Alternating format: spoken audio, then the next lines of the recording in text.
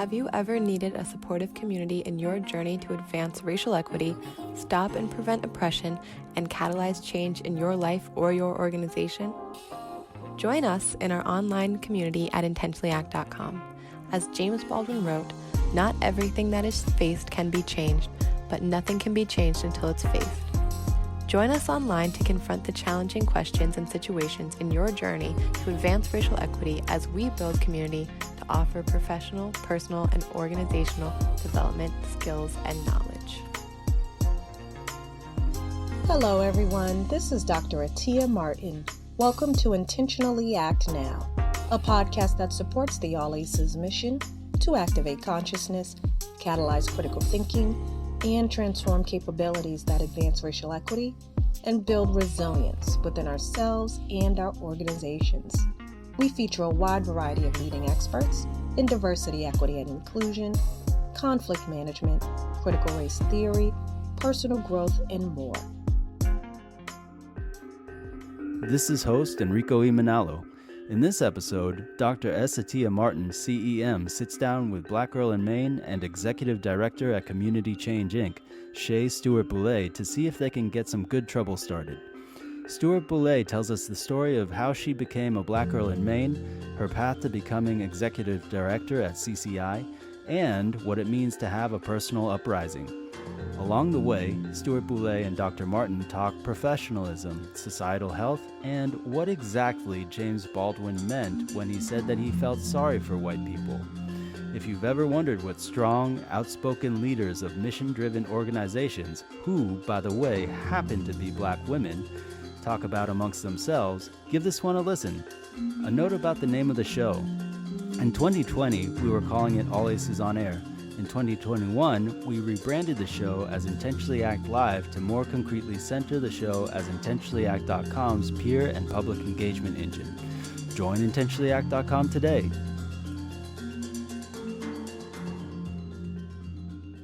Good afternoon, everyone, and welcome to All Aces on Air. I am so excited for today's episode because we have the wonderful Shay Stewart-Bouley here. And for folks who don't know, we have been threatening for many years to start some trouble together. And today, I think, is the beginning of the possibilities of some trouble that can be started. And I know it's been overused, but I will bring him into the space. Just like John Lewis said, that little bit of good trouble, right? So I'm trying to do a lot of good trouble. So, and it's a pleasure to have Shay on the show. We first met when I was the Chief Resilience Officer for the City of Boston, and we were trying to explore ways to partner, and we like had all these ideas, and then life happened, and then we stayed connected, and she was kind enough to invite me to speak at CCI's Community Change Inc.'s last celebration. And so I'm just really excited to be here today with her and welcome her to All Aces on Air, and want to begin by just giving some space to have her introduce herself. And, you know, Rico loves to say this, your elevator pitch for yourself around how did you become you? What's the shortest way you can say that? First off, let me say thank you. Thank you for having me on the show. And you are so right. We connected, it seems like many years ago, 12 lifetimes ago, threatened to connect, make some good trouble. And then life happens. And yet here we are. So thank you for having me. Describing myself, I am a Chicago native, born and raised, spent almost the first 30 years of my life in Chicago, grew up, as I like to put it, on the intersection of poor and working class, found myself, in New England almost 20 years ago. Currently, I serve as the Executive Director for Community Change, Inc., which is a 52-year-old Boston-based anti-racism organization. I am the first Black woman to head CCI. Most certainly an honor to, sit in this position. I am also the creator of a website called Black Girl in Maine, which now includes a podcast, speaking engagements, other things that we do. I started off writing the blog myself. We now have one staff writer as well as some contributing writers. It's a weird place to find myself. If someone had told me 25 years ago I'd be living on an island off the coast of Maine, running a nonprofit based in Boston, doing something called anti-racism work, I would have said, no, I don't think so.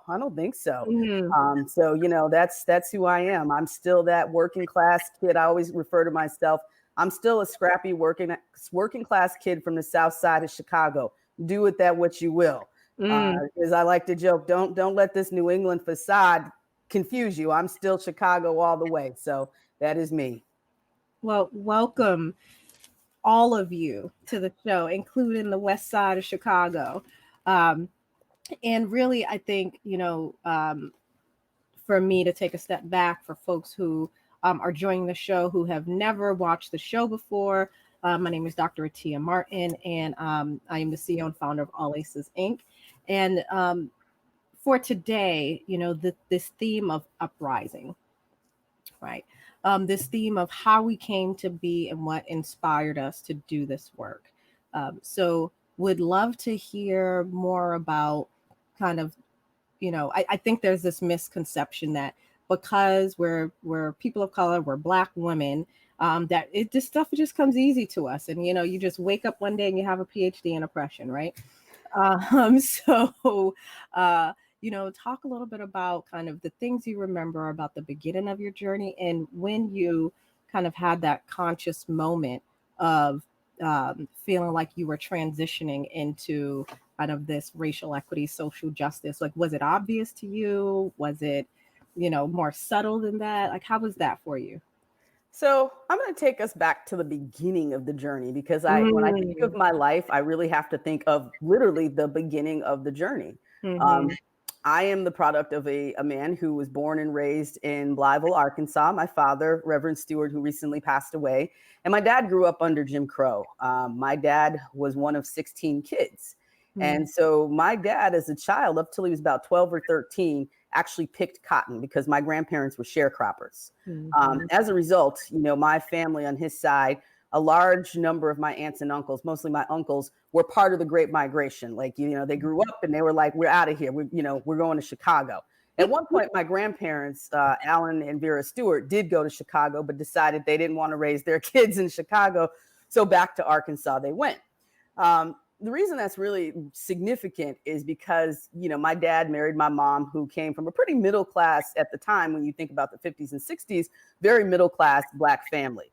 They had a little bit of affluence, a little bit of wealth, but it's kind of interesting because there was a lot of colorism in her family. My mom was really dark skinned. She was like the only dark skinned person in a family of light skinned Black people. So my parents getting together was this sort of like weird space. I was born in the early 70s. I always joked, and it's true, my parents are like Black hippies. But my dad had a really interesting perspective in that, he raised us, my brother and I, when we were little kids. We would live in predominantly white neighborhoods, which I didn't understand at the time what they were doing. But now we have the research to understand, they wanted us to have the best education they could afford. So they would find the most affordable place they could in a predominantly white neighborhood in Chicago at certain points for us to kind of get ahead. Which, for me now looking back, it's like, they should have been advocating for more resources, but I get it. They didn't have that language. But the interesting thing is that as a result of going, in many cases, being like the only Black kid in school for many grades, I was surrounded by white folks. And I'll never forget, I came home, I had a little crush. It was like middle school. I had a crush on a white boy. And my dad sits me down. Now, at this point, he had never really talked to me about race or how he grew up or anything. But he says to me, he calls me by my childhood nickname, which is Rabbit. Rabbit. God made apple trees, God made orange trees, baby, but he didn't mean for apple and orange trees to go together. So, I was like, what?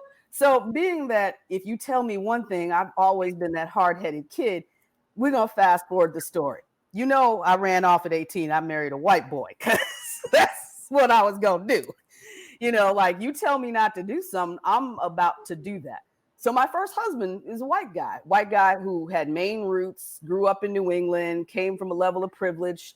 He had some descendants who were part of the Mayflower and all of that stuff. So by the time I discovered, oh, that was a really bad thing to do, I'm pregnant. Like I'm pregnant with my son, who I give birth to at 19. So I had no language. This was like, at this point, we're talking like, 92, 93. So I have no language around the things that I'm dealing with around race, cross-racially. Long story short, all I know is that by the time our son was 2.5, it was clear this marriage was not going to work. Interestingly enough, over the years, I now understand the undercurrents of what was happening. Race. Race was always there for us. So, of course, I got to be hard-headed. I do it again. I get remarried again at 24. I marry another white guy.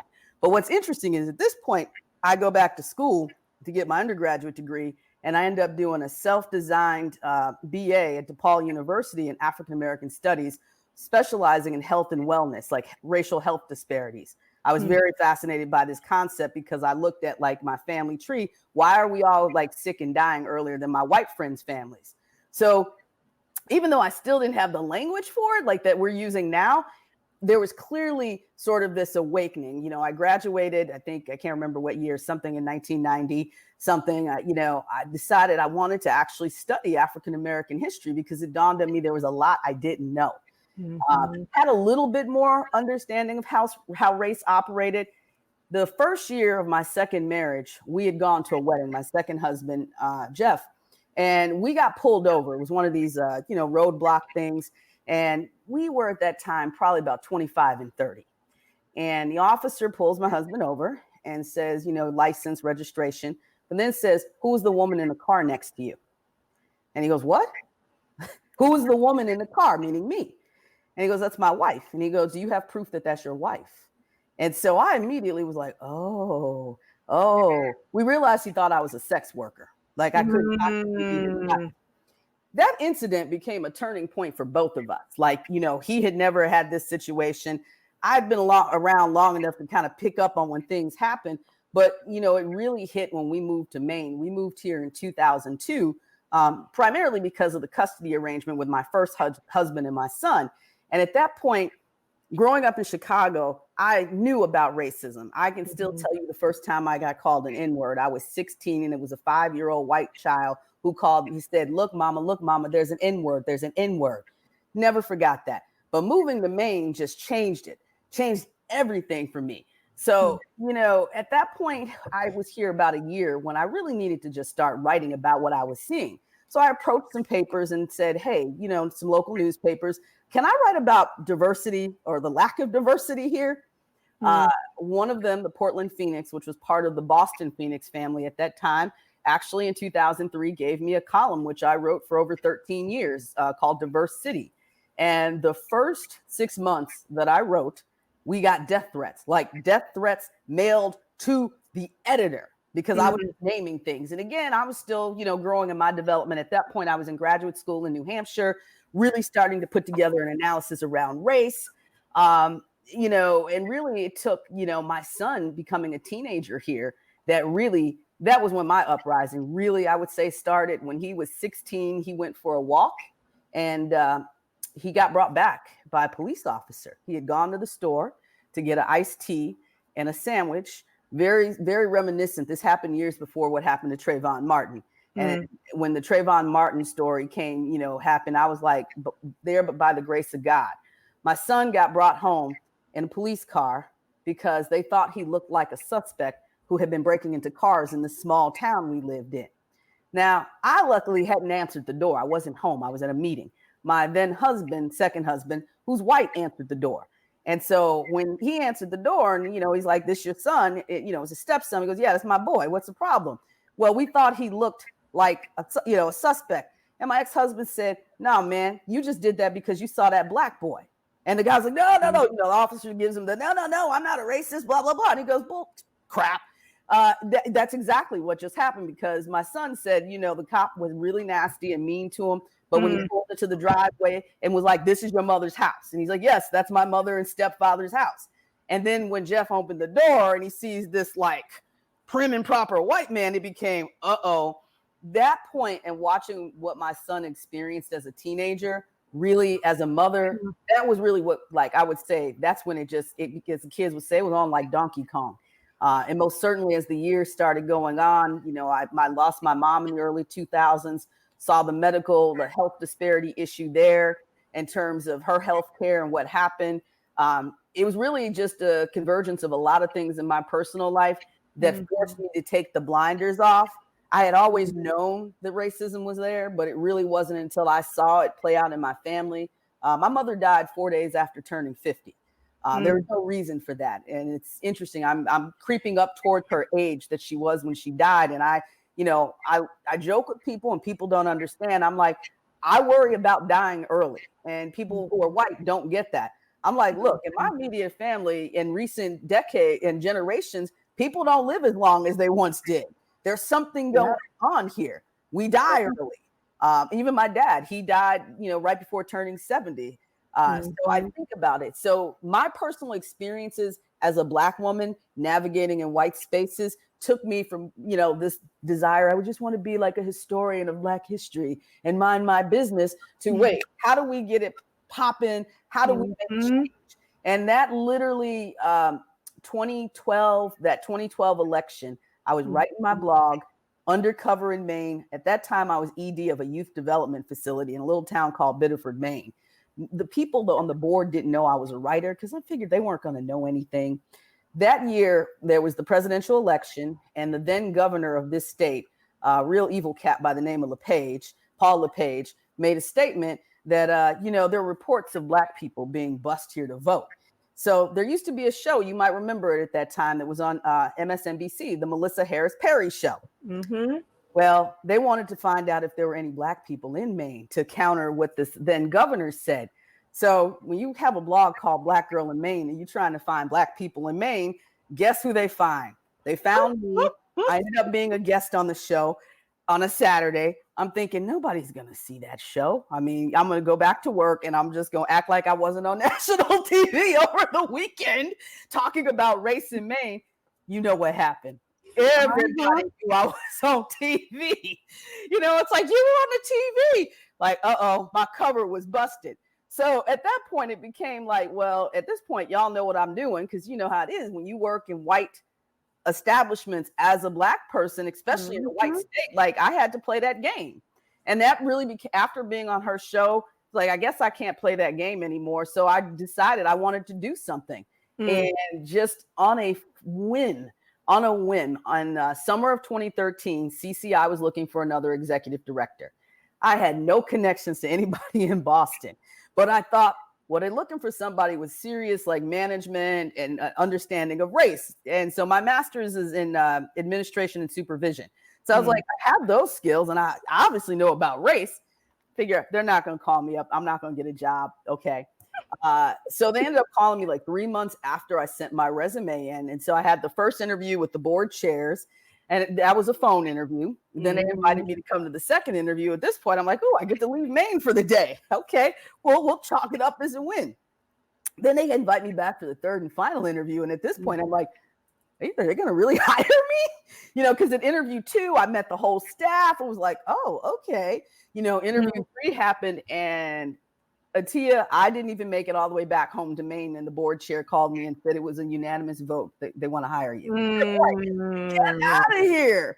So I started in January of 2014 and was really able at that point to no longer hide who I am. I could be free and clear in my, what I say and how I operate. And since then, it has just been nonstop in terms of what can we do to like make this thing not just my personal uprising, but even thinking about the work that we've been creating now at CCI, some of it which, will be unveiled at our upcoming event, our gala. It's like we are all in this place. And most certainly, I would say right now, there's even more of an uprising sense in me as I look at where we are as a culture in this country right at this moment. Where, I've been saying since the spring, this is the uprising, man. This isn't in a book anymore. Like it's happening. It's happening, and it's happening right now.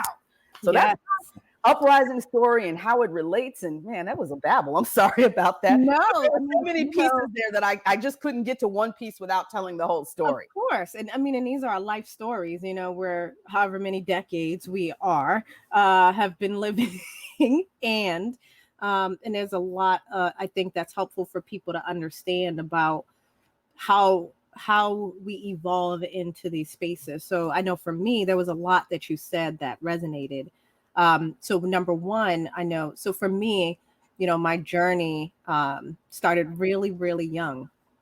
And I had, you know, I've told this story very briefly before that um, in kindergarten, my first school experience, I was one of the only Black kids in the class. I think I was the only Black girl in the class. And I used to get picked on by the students a lot. And the teacher treated me differently. And I didn't really understand at the time. Right. And it got so bad that, I remember one day, and I remember so vividly, another student had picked on me and I defended myself and I got in trouble. And I had to go stand in the corner in the back of the classroom. And that's when I had told my mother, I was like, I don't want to go back there anymore. And I told her why, even though I didn't have the context on why I was on the receiving end. And to her credit, she took me out of the school and we figured something else out. But I remember being fascinated by the dynamics. And I was like, I don't understand what happened. I need to know. Like, I really want to understand, because there were moments where my classmates were just like regular kids and okay. And then they would have these other moments where, I was, they were remembering that I was different from them. And it was an opportunity for, other folks to create bonds at my expense. And I remember kind of growing up and, we moved every few years. So I grew up in Boston, born and raised.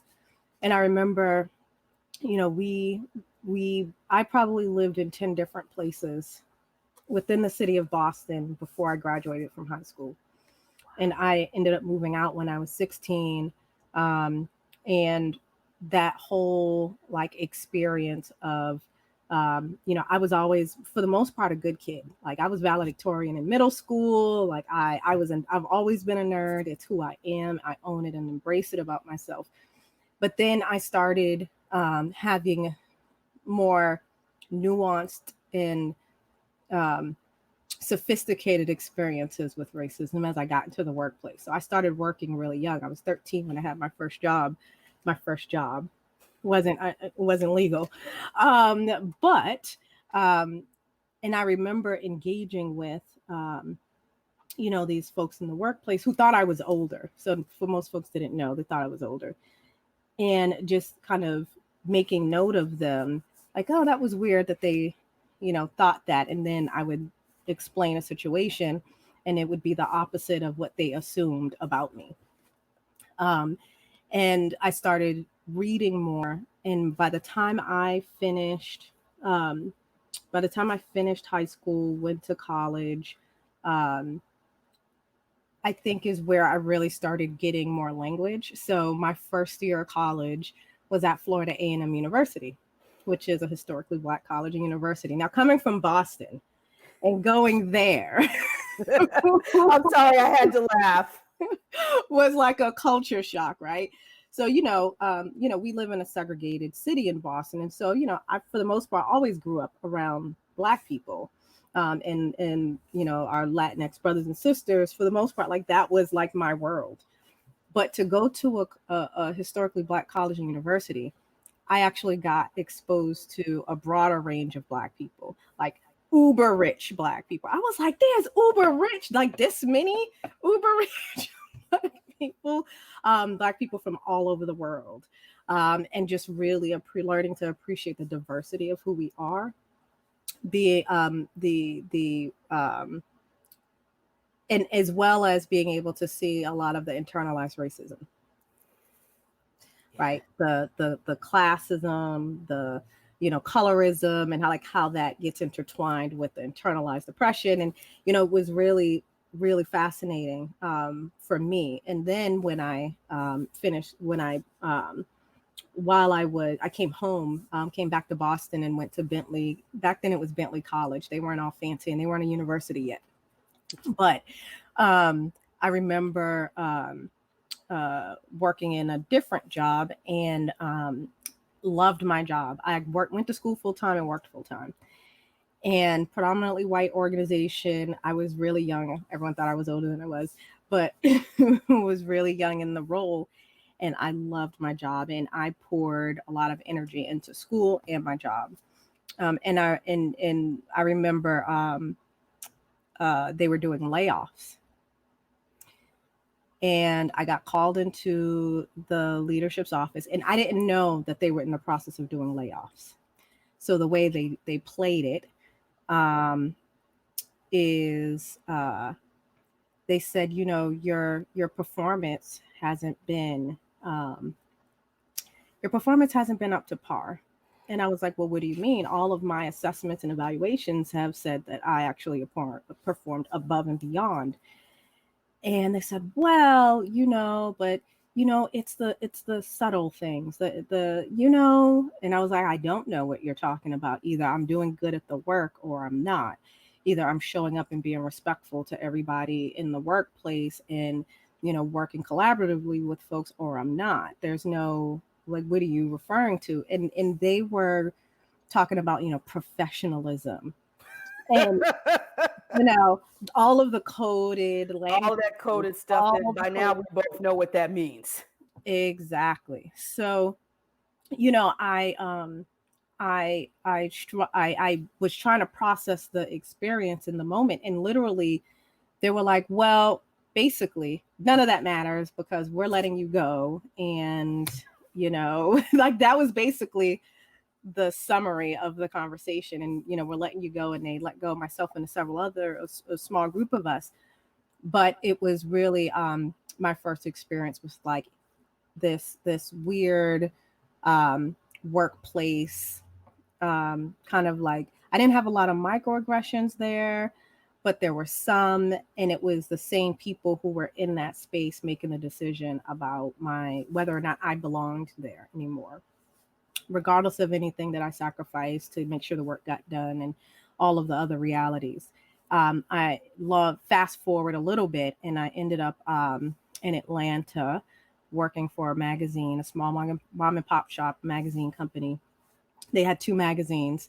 One is super known, and one is people laugh at every time I say it. So the one that people laugh at every time I say it is Progressive Farmer was one of their magazines.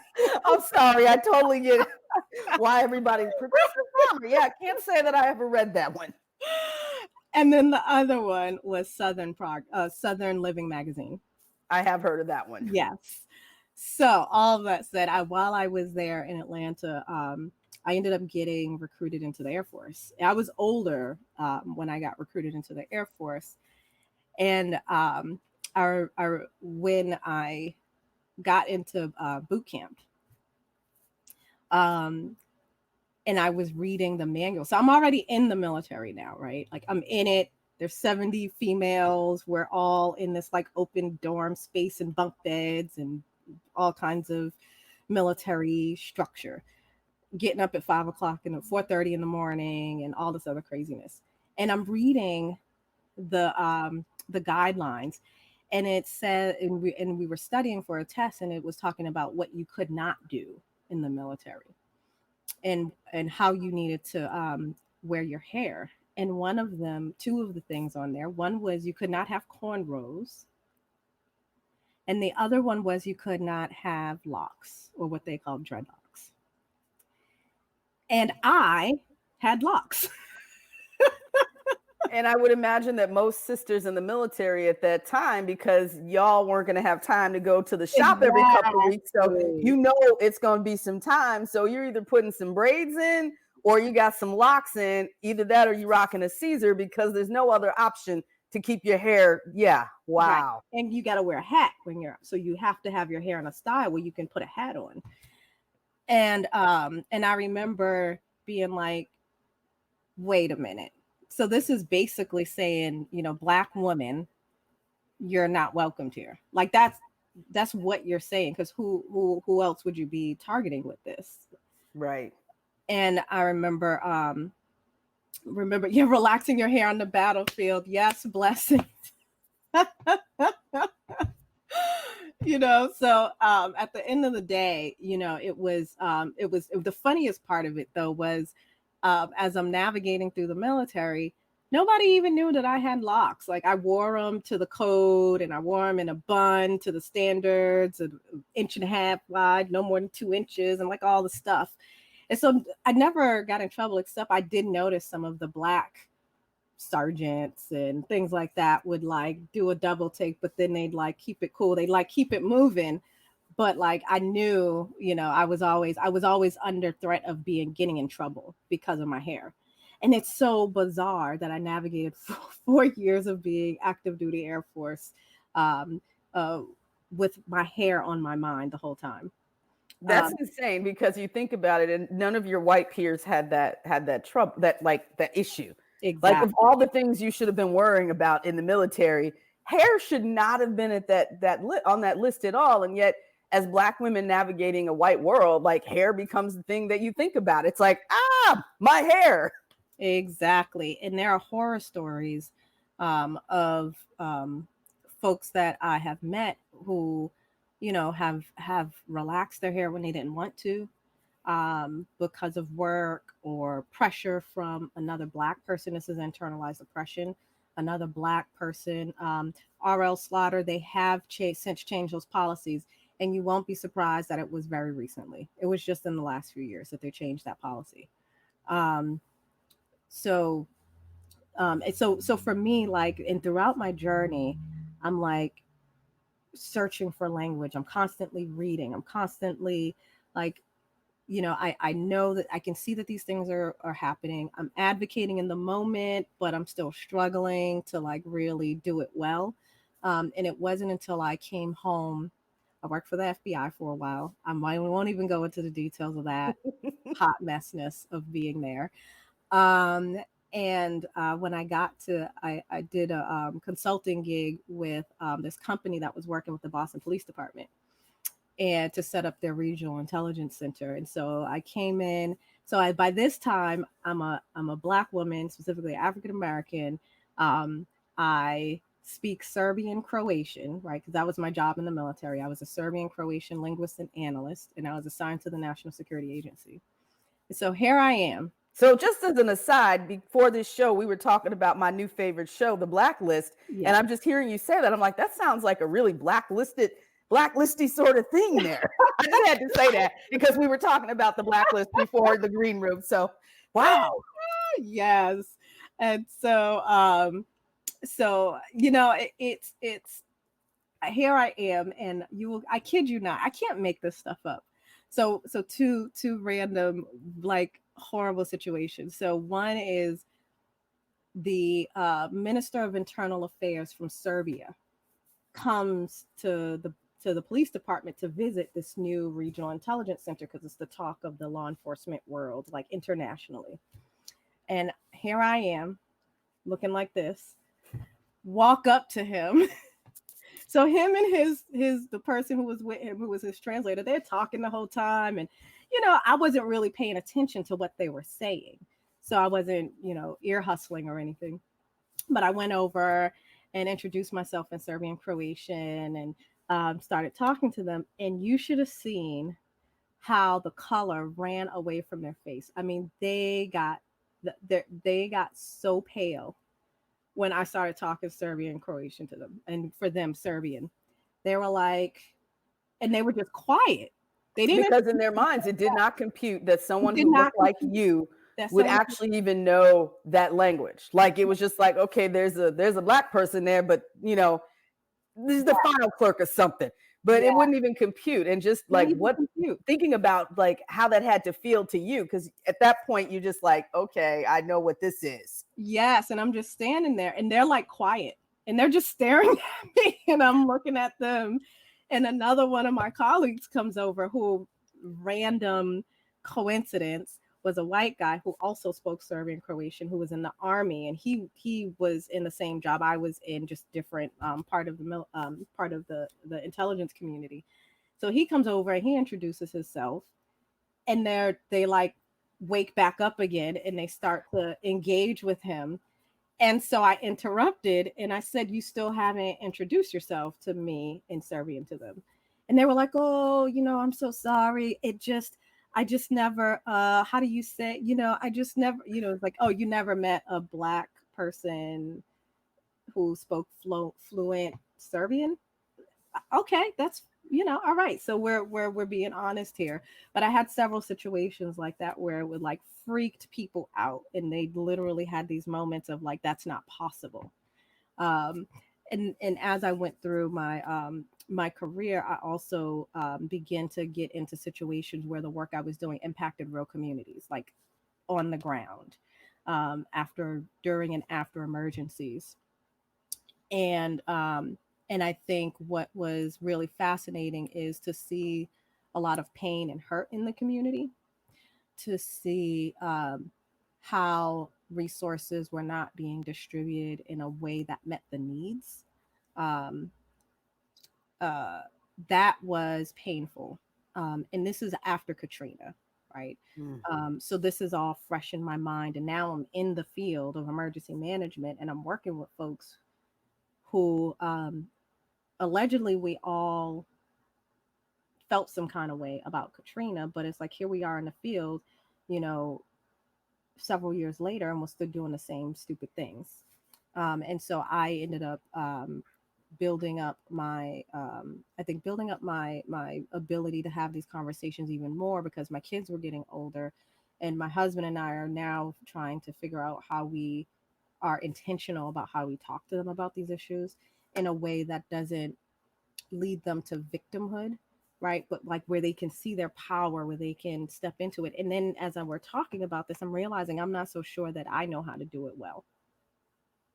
Um, and so I realized like I found myself speaking up more in the workplace when things were happening. I didn't always feel good about the language, but I felt good about kind of overcoming that feeling that that's been internalized, and kind of we've been conditioned into, where if you speak up, you're a troublemaker. If Right. you advocate, you're a troublemaker, as opposed to in order for us to do the best work, in order for us to make the best decisions, we need to have all of these different perspectives and pitfalls laid out in front of us so that we can do the damn thing, right? And so for to be kind of labeled a kind of troublemaker is what I kind of became. And I started to own it. And I was like, I'm not a troublemaker, right? I care about my job, and I want to do well, and I want to support the community well. So if that is the definition of a troublemaker, then I'm a troublemaker. The more I practice advocating, the more I begin to like build that muscle. And Kieran Mangalam is asking, how does one have a personal uprising and still have functional relationships with dominant culture? My trust has been eroded over my 20 years of living on and off in Maine. That is a heavy question, and I'm going to come to that. I'm going to wrap up by saying, it took me a while to find my own voice in how I advocated, not just for myself, but for my community when I'm noticing things, getting comfortable with saying Black, right? Like even things that we take for granted, that that in predominantly white spaces, which emergency management is one of the most predominantly white spaces in terms of a field that you can work in, second only to like, I don't know, architecture or engineering. Um, I would say, those are the kind of spaces where those words make everybody uncomfortable, where everyone's like, oh, you said Black. And, it's like we say it now, but I think we take for granted how in a lot of spaces, just saying that word um, puts a target on you. Like, oh, why are they bringing up Black issues? They're always talking about that Black stuff, as if Black is being Black, or being a Black person, and bringing up issues that are disproportionately burdening Black people is somehow not connected to the conversation. It's somehow not connected to what we need to be focusing on. So I'm going to end this piece with for me, I think the journey that I continue to be on is how to maintain my integrity and my dignity as I'm navigating the world when I'm constantly being pulled. And it's a lot easier. It's more comfortable to like go along with a lot of this stuff. I was going to say something else with a lot of this stuff. Right? Um, and so it's a constant effort to be present, to not let things slide that matter to me, to lean into my values and my my dignity, so that when I go home at the end of every day or in this virtual space, when I get off the computer, right, that I still feel, I feel like when I think back on my day, that when I think about what my values are and how I behaved, that those things were aligned. And so I'll stop there, and I want to get to Kieran's question about, how does one have a personal uprising and still have functional relationships with dominant culture? And this is a good one. So I've been doing a lot of talking. So I want to pass it over to you to kick us off on this question. I think that the personal uprising piece is really critical. I think that it has to happen. Both Dr. Martin and myself have shared our own personal journeys to our own personal uprising, and what has brought us to this moment and to our work. And most certainly the work that I do as both Black Girl in Maine and the work that we do at Community Change, especially the work we're now doing at Community Change, is really bringing in that piece that this is internal work that has to happen. That if you can figure out that it's not merely going through a to-do list of how to do things to be better, but that you understand that this is something that I'm feeling in my total being, and it has to start with me. And then from there, it spreads out to my circle, whether it's, hearing Dr. Martin talk about, wanting to have language to talk to her own kids about this. That's the way to me, it has to flow. And then it starts going out into the larger world. I think that it's entirely possible to have a personal uprising and still have a functional relationship with the dominant culture, because once you start having the personal uprising, you become able to see the dominant culture for what it is. Most certainly as a Black woman, I've had to fight and I still fight the internalized racism that comes in, which in my own mind situates white people and aspects of white culture as better. Instead, for me, anybody who has read any of my recent work or has heard me speak, especially if you've ever heard one of my recent speaking engagements, I'd probably say in the last year, I'm really explaining to white people that the reason that white people get into anti-racism work right now should be not to help Black people, to help Indigenous people, to help people of color, but to actually help yourselves, to understand that it's like the Matrix. You're not really quite seeing what you think is real. And that if you understand that the dominant culture is deeply hurting, it is deeply disconnected from its own reality. I'm going to go political for a moment. We have white people in this country who are disregarding public health policies because a man who essentially carries pretty racist ways is telling them to. Like, that's not healthy. So that culture, to me, that dominant culture, I look at it and I go, I kind of don't want to be a part of that. I personally would like to start it all over again, because it's not healthy. I know it's not healthy for BIPOC folks. And honestly, it's not healthy for the white folks either. So that's how I'm able to balance those two parts of being in my own space, having my own uprising, but understanding that this is a sick culture. That culture is sick and in need of help. I'm so glad you brought that up, because a few things. So the unhealthiness of the dominant culture, right? And so it is literally killing people. You are absolutely correct, Blessing. I'm saying this in public for the second time. I'm working on a book.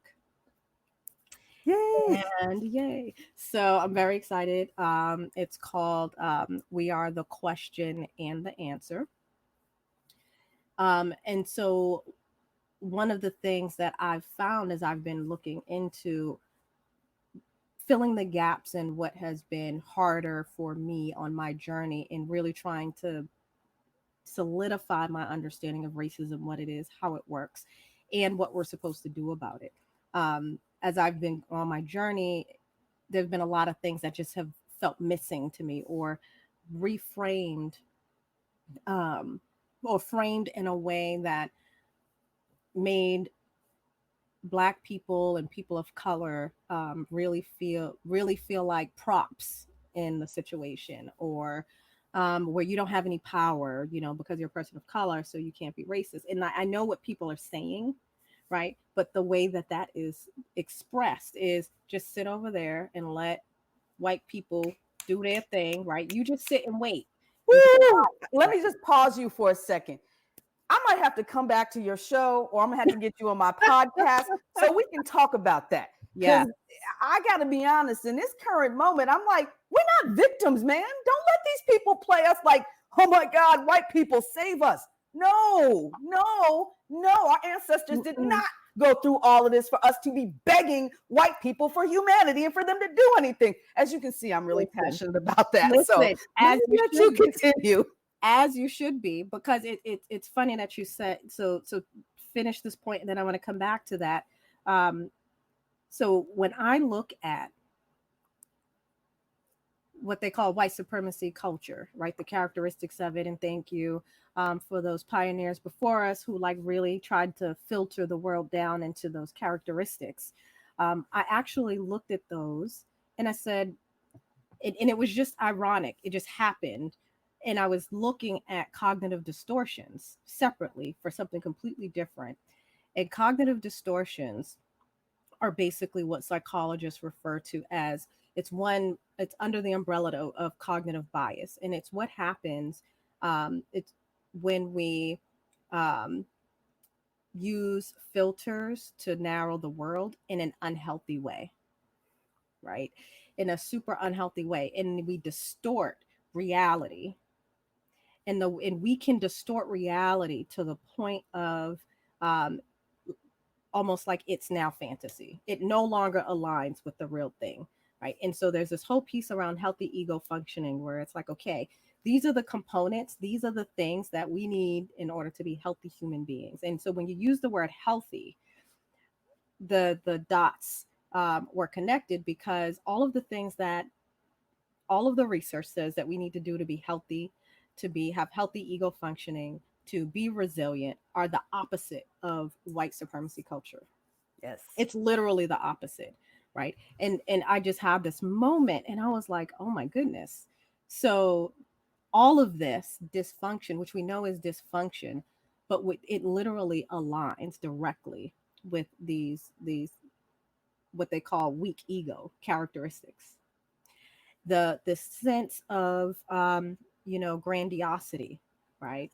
This uh this insecurity, but it comes off as fake I'm Yes. trying to be confident, right? And it's a lot of the traits that we're taught to be, not just from a white perspective, because really no one's taught to be white explicitly, right? It's you're taught to be normal, and normal by default in this Is country white. is white. um, but where when you go to leadership training, right, they teach you these ways of being that are the opposite of healthy, right? And so it's so baked into everything that I know that in my relationships with white people, to get to this dominant culture and like build that relationship, I begin to better understand what James Baldwin was talking about when he said he felt sorry for white people. Yes. I don't think I always understood it until I like connected those dots. Like I understood it, but I probably couldn't like, expound on it any more than what he said explicitly. And really part of it is not all white people, right? But folks who are so in their human development, they're at this place where you just go along to get along. And if you're just going along to get along, all of this stuff is inside of you. And in fact, you have not chosen for yourself who you want to be. Someone else has handed you the prototype and said, fit into this box. You, people of color, you fit into the stereotype box. And everybody is supposed to be these things. And that's how the world is supposed to be, nice and neat and tidy. When the reality is, as for all of us, racism does this perverted thing of kind of separating us from ourselves if we let it. Absolutely. Right? I mean, I think that that's a key piece of it. I practiced yoga and have for 12 years. And, once you get past the practice of asana, which are the poses, but into the more spiritual aspect of yoga, you understand, and really any deep religion or spirituality, you understand that you exist in two dimensions. And I think that in dealing with racism, like, people have to understand there's that external self, there's that internal self. And until you make peace with the internal, you're not even going to begin to like deal with that external piece. And you can't be healthy until you do that. And that applies to all of us. And so for my fellow Black people, my fellow BIPOC people out there, you got work to do too. The stuff is so pervasive. I still am unlearning things and checking myself consciously, like managing myself as not to fall into old patterns or patterns that are common around me, right? Because you walk into a space and someone says or does something, or you virtually enter a space and someone says or does something, and it'd be easier just to let it go, right? But to be present and making sure that when I am in spaces, especially in moments that matter, especially if my name is associated with something, that I speak up about things. And when it comes to being in relationship with white dominant culture, the other thing I had to learn, because I used to be really angry at white people.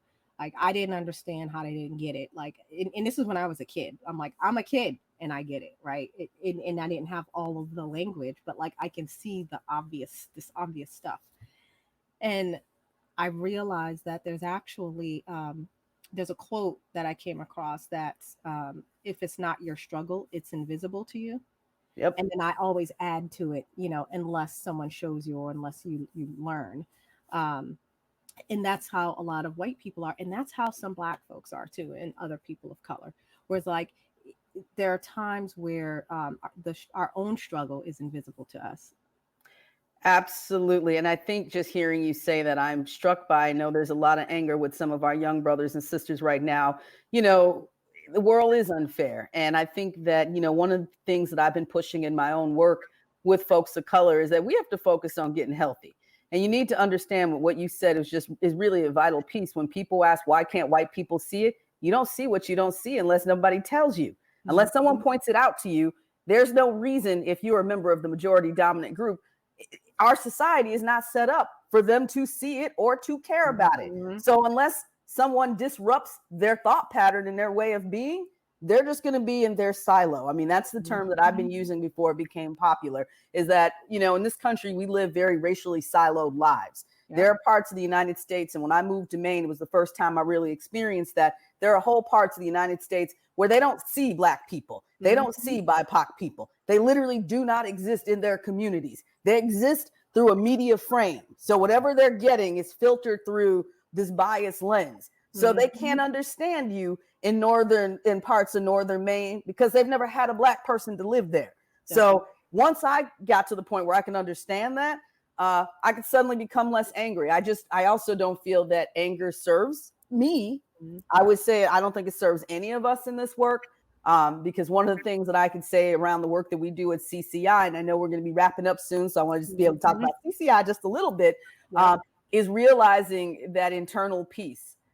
For years now in anti-racism spaces, and we are explicitly anti-racist at CCI, for 52 years, we've been doing a lot of the work that now has become commonplace.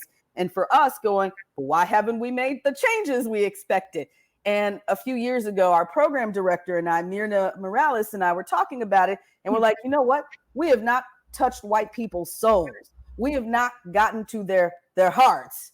And, at first I was like, that sounds just really woo-woo-y. And then I realized, no, it's absolutely true. We don't buy into things unless we feel it on a soul gut level. And the problem with most of the work is it exists at a very surfacey level. And that it's intellectual. Right. It's very intellectual. It's a head exercise.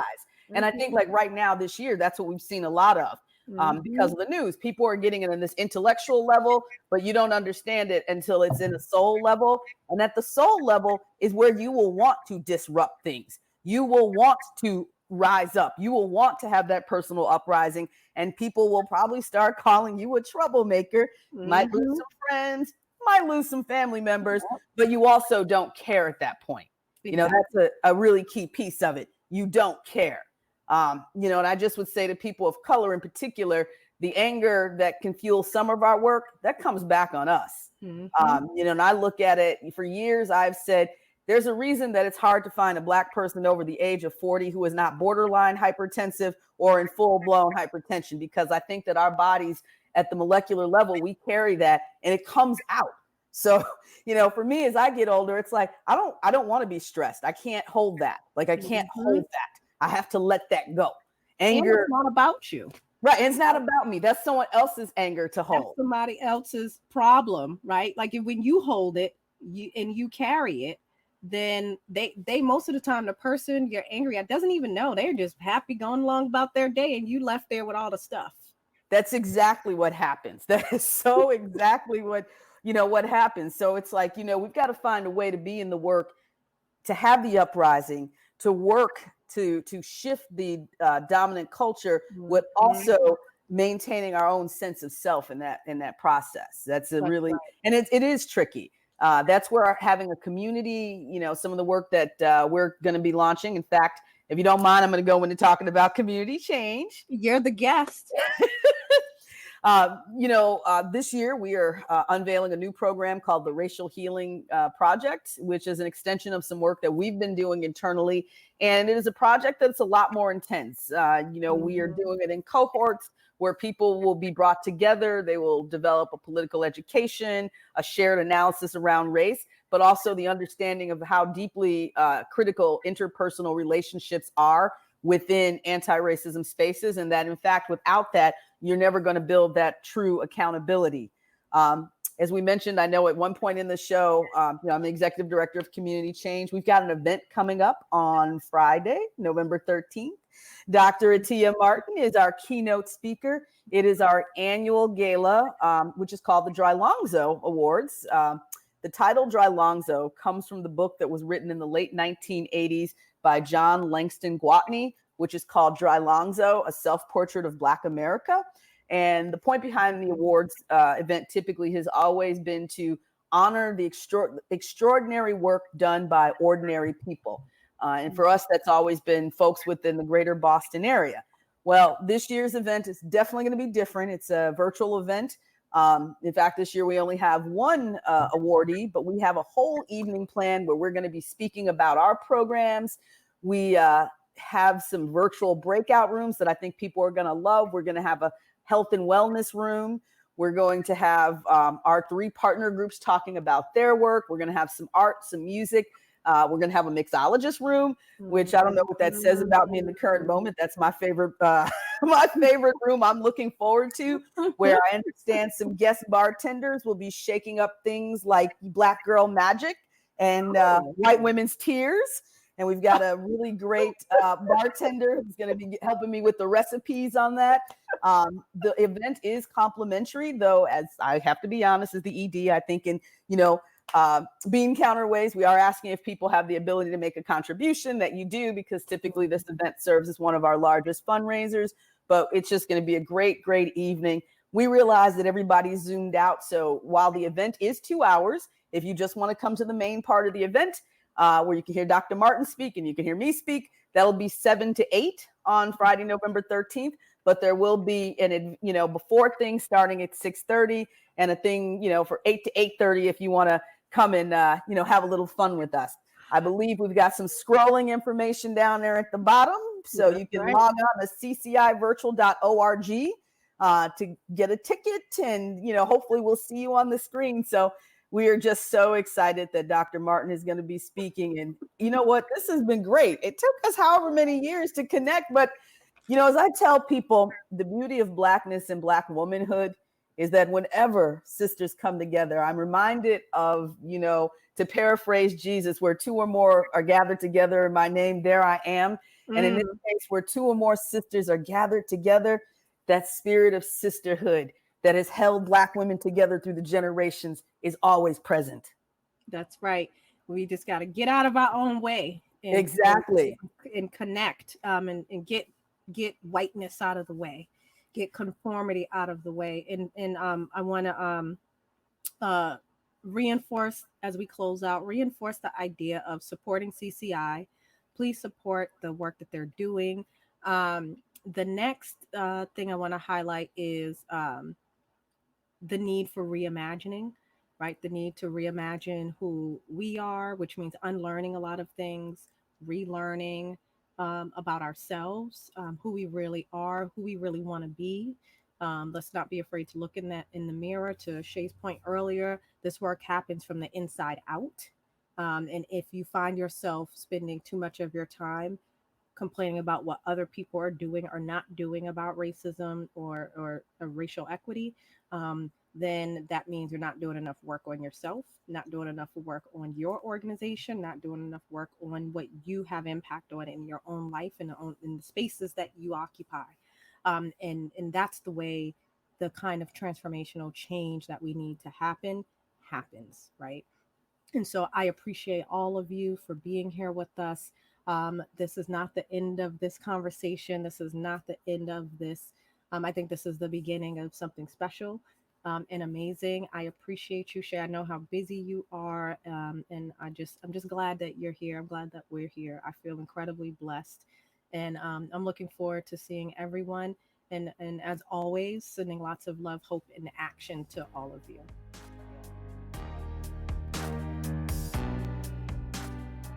You've been listening to Intentionally Act Live from our website, intentionallyact.com. You can follow us on Instagram, Facebook, Twitter, and LinkedIn. Submit your stories and questions for future episodes by emailing us at info@allacesinc.com. Until next time.